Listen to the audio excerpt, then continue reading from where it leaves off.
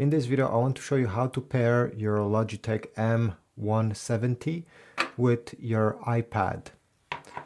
So the first thing we need to do is obviously put a battery inside. And then you're going to notice in the battery compartment there is this small dongle that you need to remove.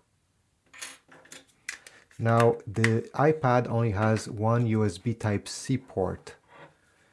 And this dongle is USB Type-A. So we need an adapter to make this work. They sell these and there's many other models on the market. I'll put a link in the description if you want to get one. It simply transforms your USB Type-A into USB Type-C. Now simply connect it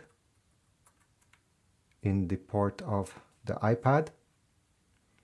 And make sure that the mouse is also turned on, okay? You see this small switch, simply switch it up.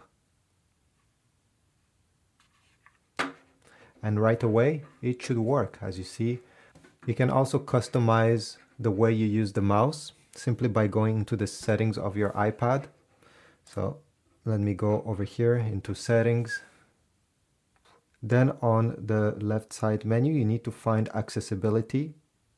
On the right side menu, you need to go down and select pointer control.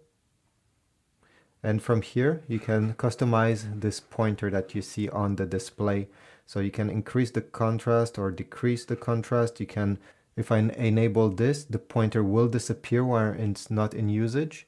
And when you move the mouse, it will appear. And you have other options like the size and the scrolling speed up and down. You can set it up faster or slower. But overall, this is it. Once you finish using your mouse, simply go ahead and switch it off so it doesn't use battery. You can detach the dongle and next time you want to use it, simply plug it back. Thanks for watching. If you found this video helpful, take a moment, leave a like, comment, and I'll see you in the next video.